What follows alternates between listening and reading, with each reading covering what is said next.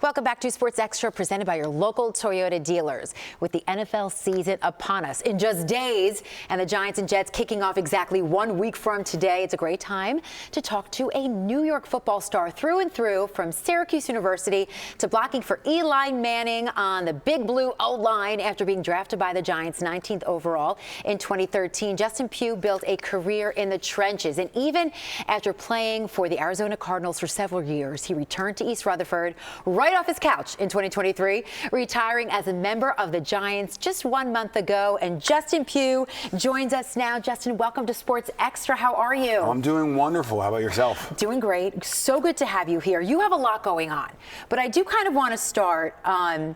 No chance you're going to come off the couch again this year if somebody needs an offensive lineman out there in the NFL? There's 0% chance. I think some of my friends and family, they're like, well, we always cross our fingers or we hold our breath because you may come back and play again, but there's no way. I'm 60 pounds lighter than I was while I was playing, so physically I can't do it. It's amazing. Seems like that only happens related to offensive linemen, though, because you guys have to do so much to stay at that weight, right? So the minute you retire...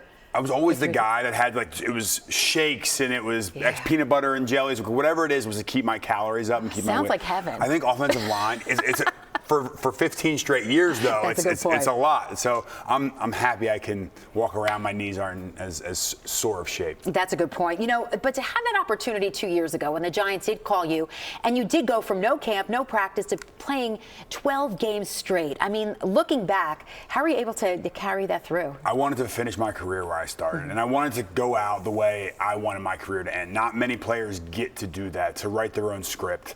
What are the odds? The New York Giants are in Arizona, where I was living at the time, rehabbing from a torn ACL. Their left guard gets hurt. I come down and work out for the team. It was serendipitous the way it all went and came about. And I knew when I came back here, I had gotten some injury things throughout my career. I said, I'm finishing this. Like, I'm not going to miss a single game, the ups and the downs, and went out the way I wanted to. So it was a great ending to my career. And the retirement became official last month.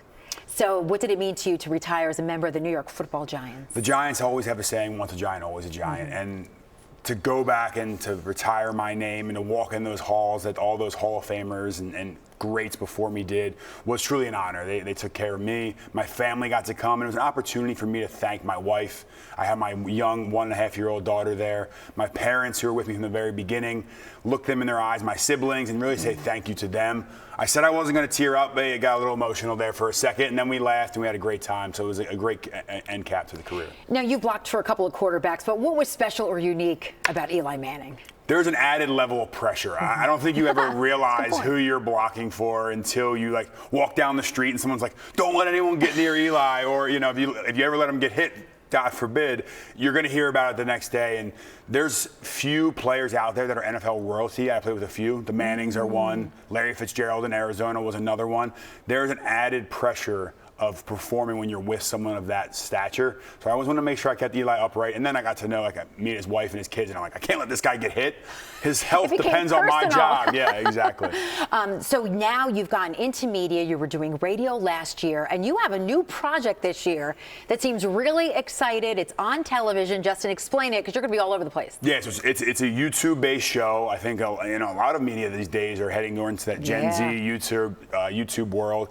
And last year we piloted out. I went to every Thursday night game last year. I sat in the stands with the fans, got the community, the chaos that goes into what makes NFL fandom so great. I'm at the tailgates trying these specialty meals, like in Kansas City. I now know what heaven smells like. It's the Kansas City Chiefs parking lot. It's true. I've been there for that. It's unbelievable. But this year we are going back. We have really revamped everything. We have our own sponsors. It's my own show. I own it with a friend of mine that we built this whole program on. We're going to bring hopefully some special guests, some former players of teams. I'm going to show them how to be a fan of the game, how to tailgate. Like week 1, we're going to Philadelphia. Oh my gosh, you're going to start right there on Thursday, a couple days. Now I'm a Giants guy. It's going to be tough going to Philadelphia. It's going to be rough for you.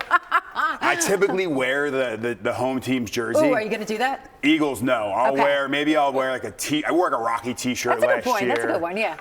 But then we go to Cleveland. I'll go sit in the dog pound. Sweet. I'll wear a Cleveland jersey. Yeah. An offensive lineman typically. I'm going to Buffalo for the Sunday night game Wow. against the Ravens, and the next day we fly to Chicago for the Bears Vikings game. Wow. So week 1 we're coming out swinging 4 games in 5 days. And that's on YouTube TV. It's What is on it YouTube. called?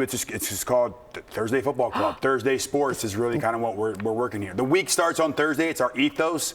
But this year, instead of just going to Thursdays, we're going to go to the best game every single week. Wow. Okay, we're going to talk about so many other things, but before we turn onto a new subject, what are your thoughts on the current Giants? Brian Daboll, Russell Wilson, QB1, on this season. What are your thoughts? There is a ton of optimism. Where everyone's talking about how great the offensive or the defensive line is. They're still giving their question marks about the offensive line, rightfully so. Andrew Thomas, the All-Pro left tackle, is not. We're unsure of his status for week 1. I love it and I hate it at the same time. I wish we could still have that chip on our shoulder. There's teams and the pundits and media now are saying, oh, look out for the Giants. They're a sleeper team. I'd rather them say bad things about us and we can just go prove everyone wrong. But it is nice. It is nice that people recognize that Joe Shane and Brian Daboll got the extra year. Everyone was calling for them to be fired. And now they have the opportunity to go out there and prove, hey, we have our quarterback. We drafted a young quarterback, Jackson Dart. We brought in Jameis. We brought in Russell Wilson. You have Malik Neighbors, and you have this vaunted defensive line. There's a lot of reasons to be optimistic if you're a Giants fan. All right, Justin, you've always been a lot more than a football player, and you are currently helping student athletes kind of take it to the next level in their life outside of sports. So we're going to talk about that program, right? It's a program, a nonprofit that you're working with.